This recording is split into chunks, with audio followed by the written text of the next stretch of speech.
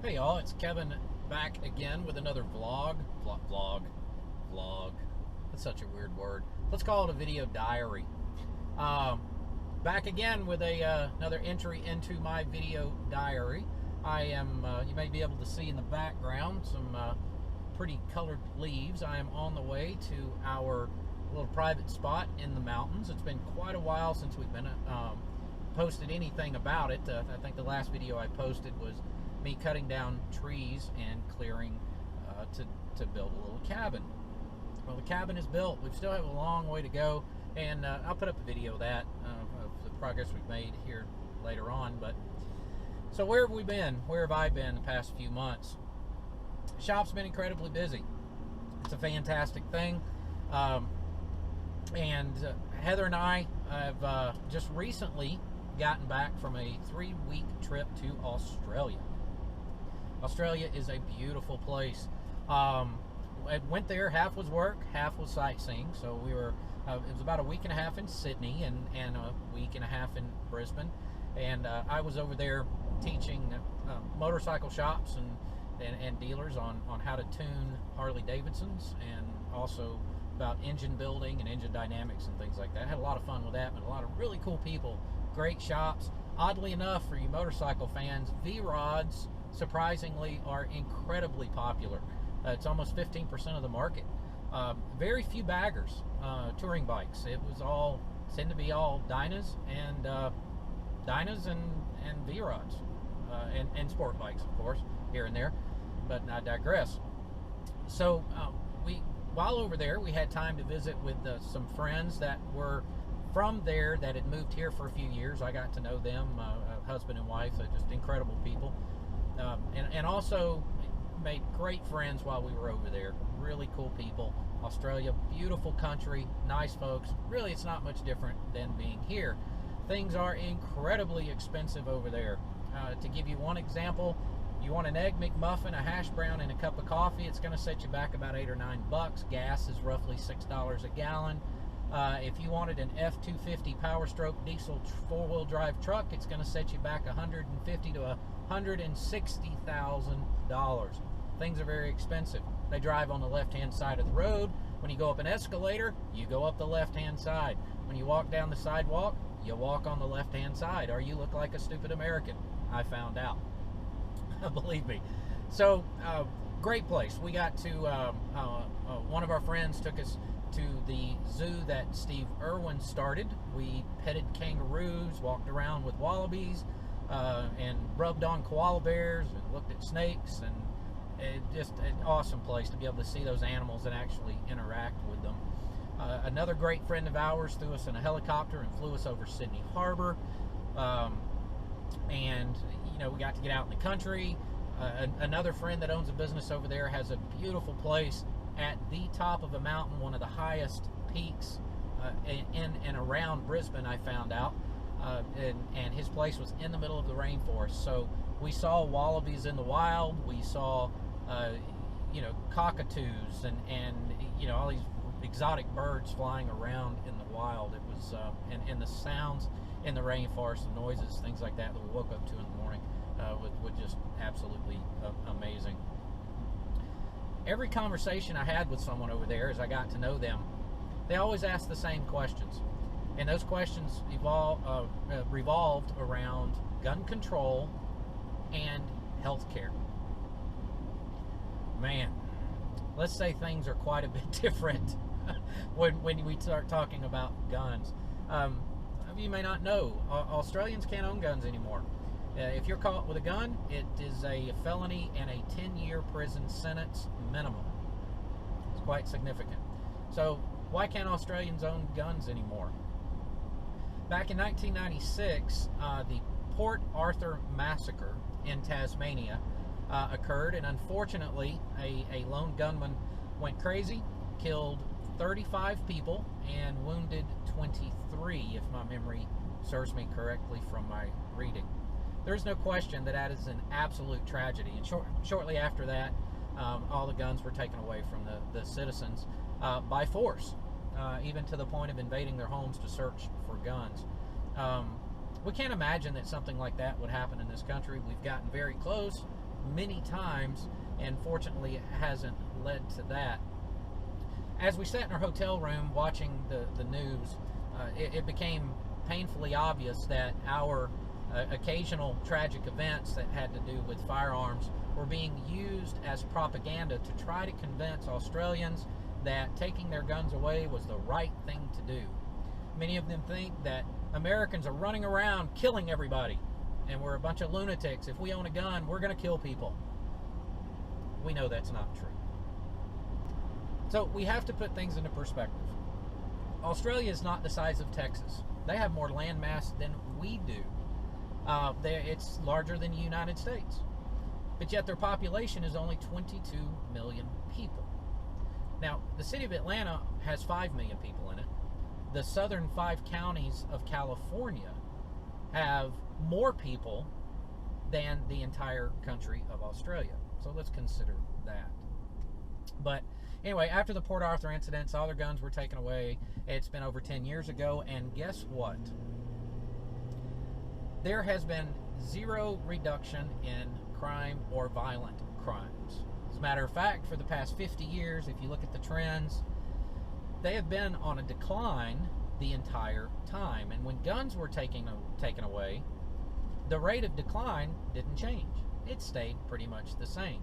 What did change is violent acts committed with other items like hammers, baseball bats, knives, and shovels.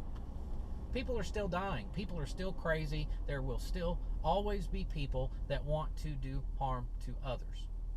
So how did I help Australians understand my conservative American patriot views on gun ownership? I kind of felt responsible. I put quite a bit of thought into this. I felt responsible. I felt like I'm representing our country when asked these questions. Why are guns so important to Americans? So I took some time to think about it, of course. Our forefathers knew what they were doing. When they drafted our Constitution, the second most important thing on their to-do list was to ensure that private citizens had the right to keep and bear arms. Why was that so important? They wanted to ensure that we could protect ourselves from a tyrannical government and ensure our ability to protect ourselves and our families against people that wish to do us harm. That is significant.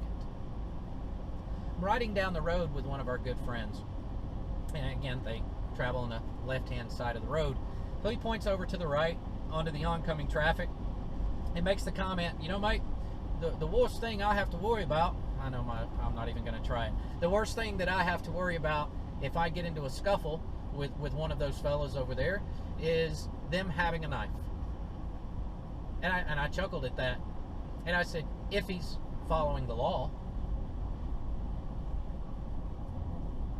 And he thought that was an interesting response. And he says, what do you mean by that, of course? So I said, I don't have to worry if they have a knife, because I have a gun.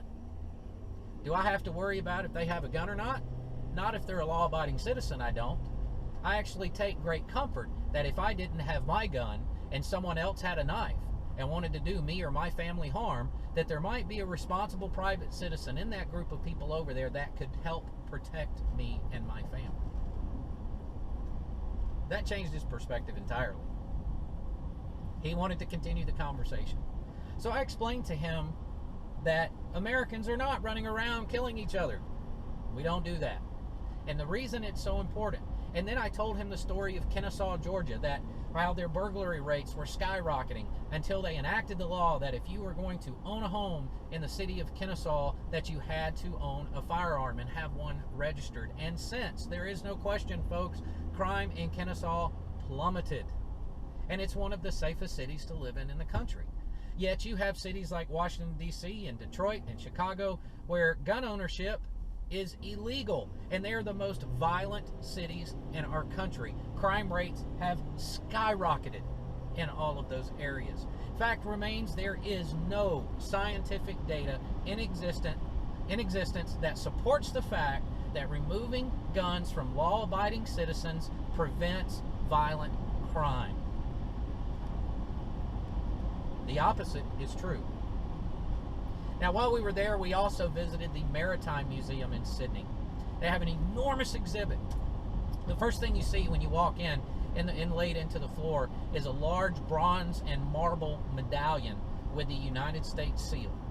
And on a wall on the right-hand side, it's in beautiful gold-plated looking letters. It says United States of America, and this entire exhibit had photographs and artifacts from World War II, and it explained our involvement with the Australians and what happened. And I was amazed to see this, and I was incredibly proud to be an American. One of the individuals at the museum, in fact, told me that if it wasn't for the Americans, that they very well may be speaking Japanese. And after going through this exhibit and seeing the American flags and the photographs of the Australians alongside the Americans, yes, we went into Sydney and Brisbane. MacArthur took over. We took over their seaports. We took over their navy, and we defended them. Our presence kept the Japanese from invading Australia. They recognize that. They remember that. And at the end of the display, the text on the walls explaining all the events that took place, the very last sentence on the wall of this display said, "The relief felt by Australians when MacArthur entered the war and occupied our country was indescribable." I was proud to be an American. I'm proud to be an American. I'm proud for what this country stood for, and the silent majority still stands for. I'm proud of the fact that I can defend my family, that I can protect my friends, and I can protect my home against a tyrannical government. And I'm proud of the freedoms that I have every single day to get up in the morning, to go make an honest living, to go do the things that I want to do on this planet. America is an awesome place, people. No matter where I go, I've traveled the world, I've been other places, they have this shadow of freedom over them, but there is nowhere like the United States of America. And I am very proud to call this country home.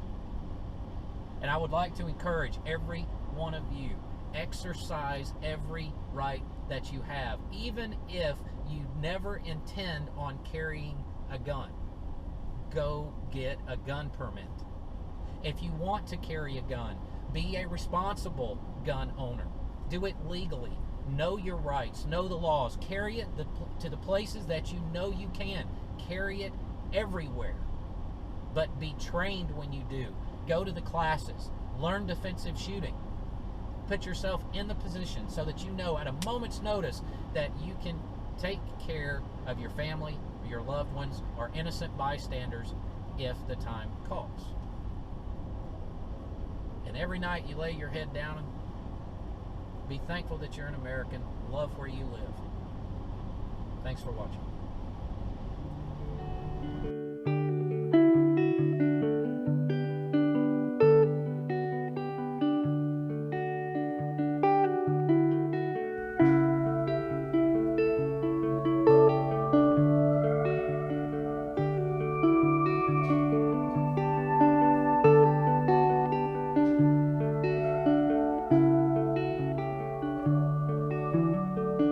I'm going down to the Grand Station, gonna buy a ticket to ride.